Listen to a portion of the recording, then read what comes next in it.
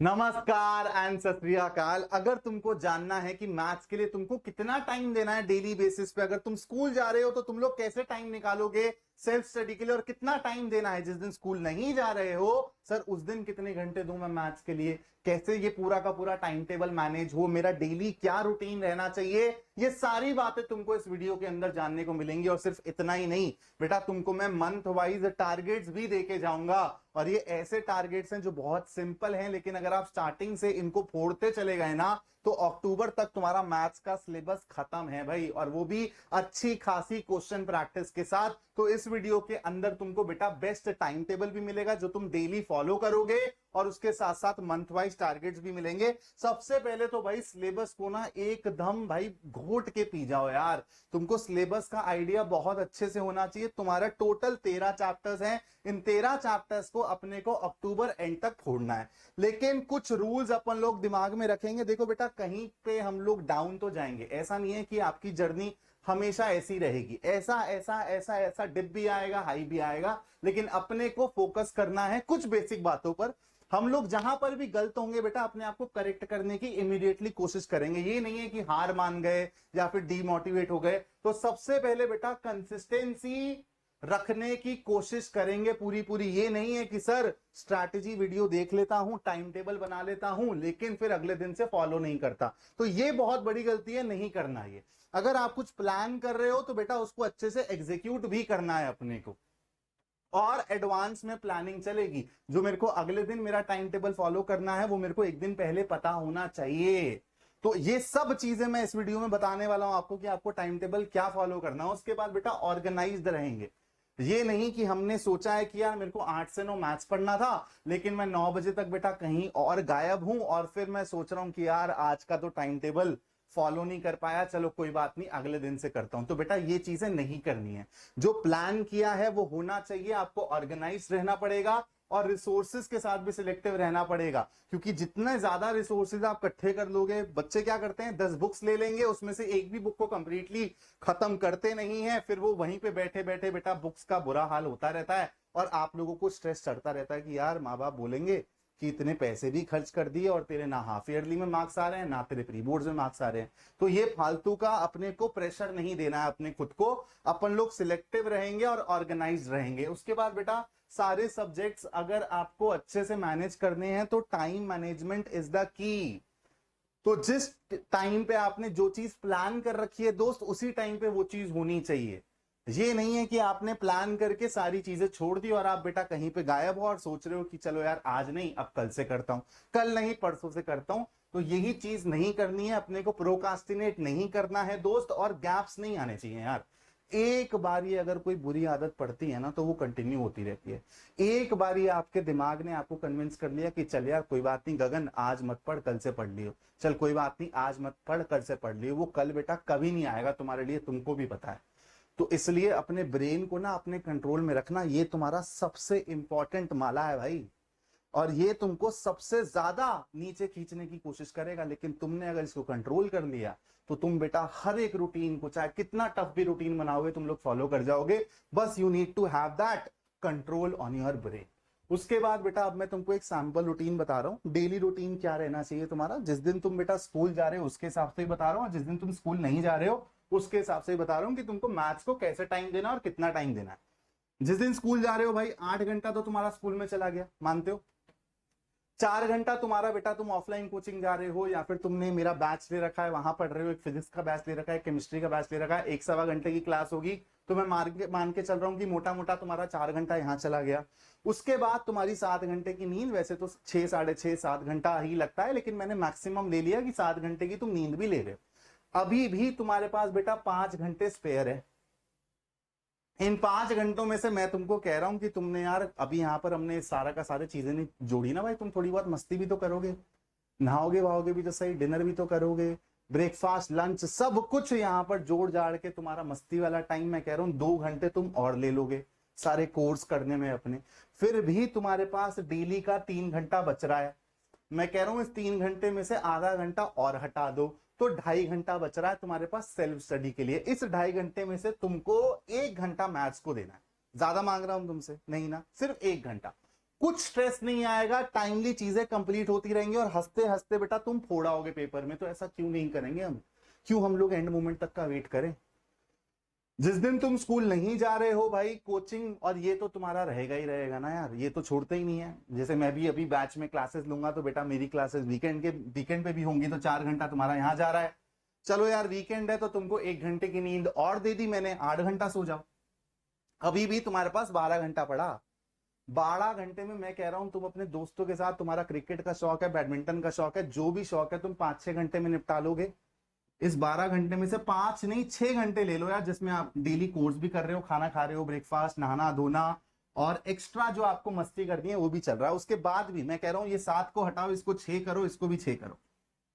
6 घंटे पड़े हैं आपके पास अपनी स्टडीज को अंजाम देने के लिए, सेल्फ स्टडी करने के लिए, अपने टारगेट्स कंप्लीट करने के लिए। इस 6 घंटे में से 2 घंटे मैथ्स को दे सकते हो।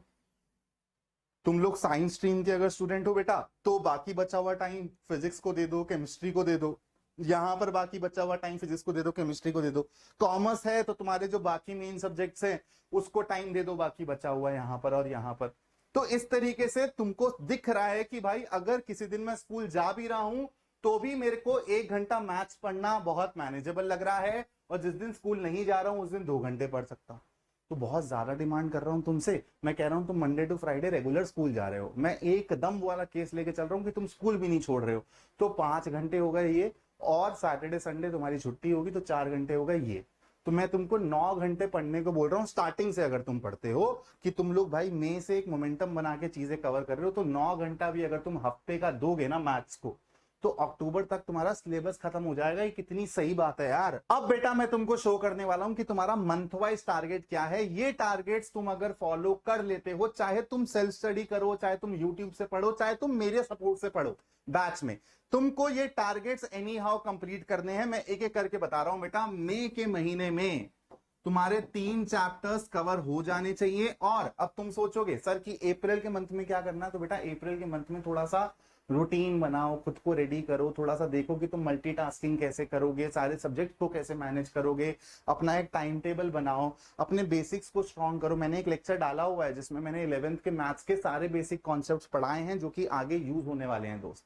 तो आप वो वीडियो देख सकते हो, थोड़ा सा घूम फिर भी सकते हो यार। अभी तुमको अलाउड है। मई से बेटा कोई भी डिस्ट्रैक्शन, कोई भी एक्सक्यूज नहीं चलेगा। अभी 5 दिन 7 दिन अगर तुमको घूम कर भी आना है, कुछ और चीजें भी करनी है, तो तुम लोग कर लो, कोई दिक्कत नहीं है। ऐसा नहीं है कि बेटा तुम लोग ये सब चीजें करना अभी अफोर्ड नहीं कर सकते। तो अप्रैल में थोड़ा सा मोमेंटम बना लो, थोड़ा सा अपने आप को तैयार कर लो। मई से हम लोग बेटा अपने टारगेट्स लेके चलेंगे एकदम strict. 3 chapter, chapter 1, chapter 2, chapter 3 cover हो जाना चाहिए मई में। और ऐसा नहीं है कि सिर्फ एनसीईआरटी के सवाल लगा लिए तो चैप्टर कवर हो गया, थ्योरी पढ़ ली तो चैप्टर कवर हो गया। नहीं, चैप्टर कवर होने का मतलब है कि उस चैप्टर के एनसीईआरटी के सवाल, एग्जाम्पलर के सिलेक्टेड क्वेश्चंस जो मैं आपको बता दूंगा, उस चैप्टर के MCQs important, case based questions important और पीवाईक्यूज, जब ये सारी चीजें हो जाएंगी, ये सारे टारगेट्स कंप्लीट हो जाएंगे, तो बेटा मई का टारगेट कंप्लीट होगा। उसके बाद जून के महीने में अगले 3 chapters, chapter 4, chapter 5, chapter 6 cover हो जाना चाहिए। और वो भी हर चैप्टर कंप्लीट तब होगा जब आप ये सारी चीजों पे खरे उतरोगे। अब सर ये एमसीक्यूज, केस बेस्ड क्वेश्चंस और ये पीवाईक्यूज कहां से करूंगा, तो बेटा मैंने तुमको बताया हुआ है, बेस्ट बुक्स वाला वीडियो था। अभी मैं इस वाली वीडियो के एंड में भी बता दूंगा कि कौन सा क्वेश्चन बैंक तुमको फॉलो करना है। बस मेरे को 2 मिनट देना। जुलाई के टारगेट्स क्या हैं? देखो बेटा, अब तुम्हारा टाइम आ गया है इंटरनल असेसमेंट का। जून जुलाई में तुम्हारे पीरियोडिक टेस्ट, इंटरनल असेसमेंट चालू हो जाते हैं। तो यहां पर बेटा अब तुमने जो 6 चैप्टर्स कवर करे हैं ना, अच्छा खासा सिलेबस कवर हो गया है, ऑलमोस्ट 45% सिलेबस कवर हो गया। तो इसको रिवाइज करो, इस पे मिक्स क्वेश्चंस लगाओ, थोड़ा सा टेस्ट वेस्ट दो यहां पर। उसके बाद मिक्स क्वेश्चन प्रैक्टिस करनी है, इंटरनल असेसमेंट पे फोकस करना है और चैप्टर 7 की शुरुआत करनी है। ये स्टार इसलिए लगा हुआ है कि यहां पर अगर आपको टाइम मैनेज हुआ तो हम लोग चैप्टर 7 शुरू कर देंगे, क्योंकि चैप्टर 7 सबसे लेंथी चैप्टर है पूरे के पूरे मैथ्स के सिलेबस में। तो यहां पर टाइम मिला, अगर 5-7 दिन भी मिले हम लोगों के जुलाई के एंड में, तो हम लोग चैप्टर 7 को चालू कर देंगे और फिर यहां पर अगस्त में उसको कंटिन्यू करेंगे। चैप्टर 7, चैप्टर 8, चैप्टर 9 अगस्त का आपका मेन टारगेट है बेटा। यहां तक चैप्टर 9 कवर हो जाना चाहिए। अगेन सेम एज बिफोर, अगर कोई भी चैप्टर कवर हो रहा है तो बेटा वो NCERT, exemplar, MCQs, case based, PYQ सबके साथ होना चाहिए। सितंबर में आपको 2 चैप्टर्स करने हैं, क्योंकि यहां पर आपका हाफ ईयरली वाला प्रेशर भी आ जाएगा। और बेटा देखो बाकी भी तो सब्जेक्ट्स है ना, सिर्फ मैथ्स नहीं है, बाकी सब्जेक्ट्स के भी हाफ ईयरली देने होंगे, और हाफ ईयरली ज्यादा इंपॉर्टेंट होते हैं, इसमें ज्यादा सिलेबस आता है, तो आपको अच्छे से रिवाइज भी करना पड़ेगा, प्रैक्टिस भी करना पड़ेगा। और फिर अक्टूबर में बेटा बचे हुए 2 चैप्टर्स आप लोग कवर करोगे, एलपीपी और प्रोबेबिलिटी। और यहां पर बेटा तुम लोगों को अब अपनी पीठ थपथपानी है, क्योंकि तुमने बहुत बढ़िया काम किया है। So be proud of your self.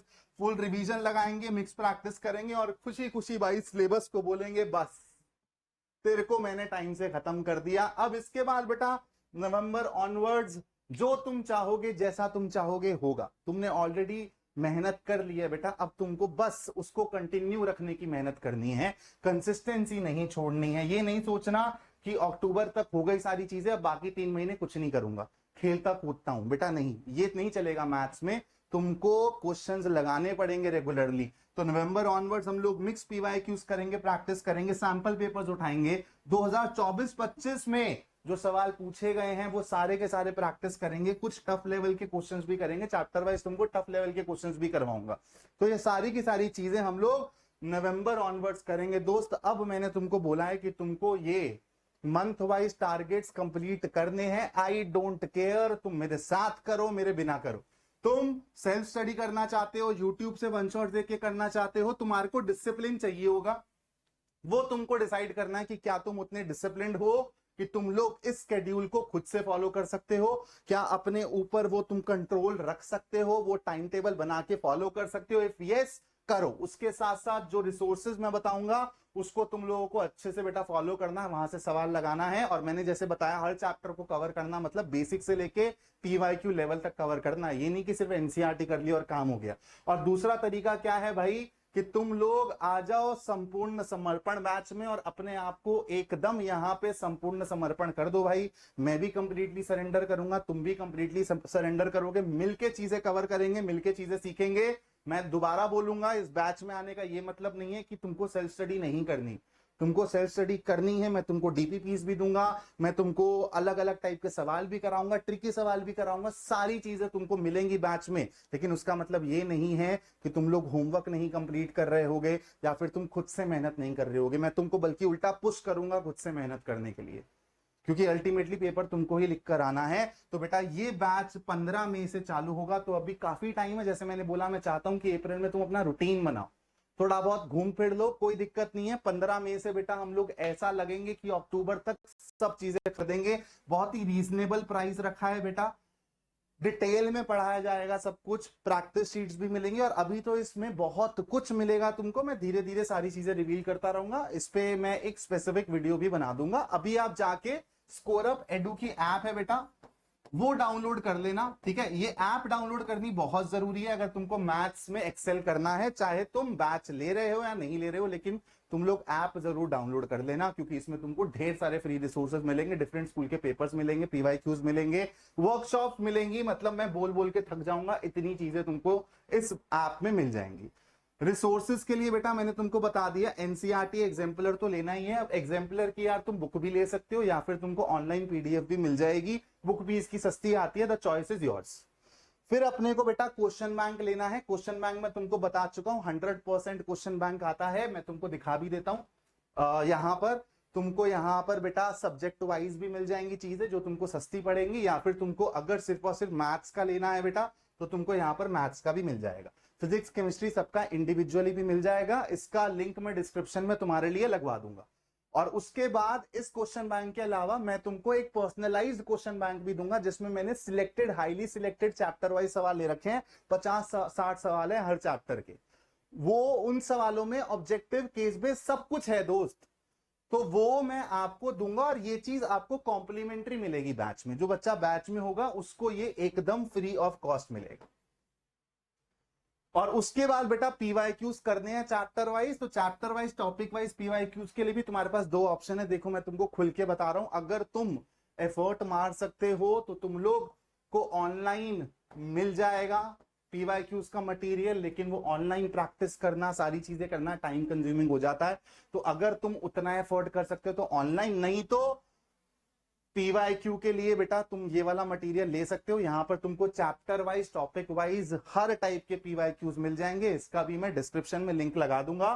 तो तुम्हारी चॉइस है बेटा, एग्जाम्पलर को लेकर भी तुम्हारी चॉइस है, ये जरूर ले लेना बेटा, ये मैंडेटरी है, ठीक है। और बहुत ही ब्यूटीफुली तरीके से डिजाइंड है ये बुक, बहुत ब्यूटीफुल तरीके से डिजाइंड है। इसमें आपको एनसीईआरटी के मिसलेनियस क्वेश्चन भी मिल जाएंगे, एनसीईआरटी के सिलेक्टेड क्वेश्चंस भी मिल जाएंगे, इसमें आपको थोड़े से कंपटीशन लेवल के भी सवाल मिल जाएंगे, जैसे बोर्ड एग्जाम में आ रहे हैं आजकल ट्रिकी ऑब्जेक्टिव क्वेश्चन, और एग्जाम ड्रिल में आपको पीवाईक्यू बेस्ड बहुत सारे क्वेश्चंस बने हुए मिल जाएंगे। ये मैं आपको मुफ्त में दूंगा बैच के अंदर, ये आपकी चॉइस है।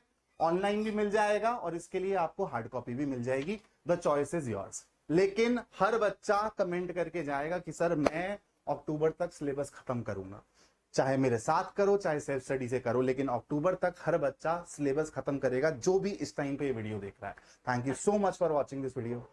जय हिंद दोस्तों।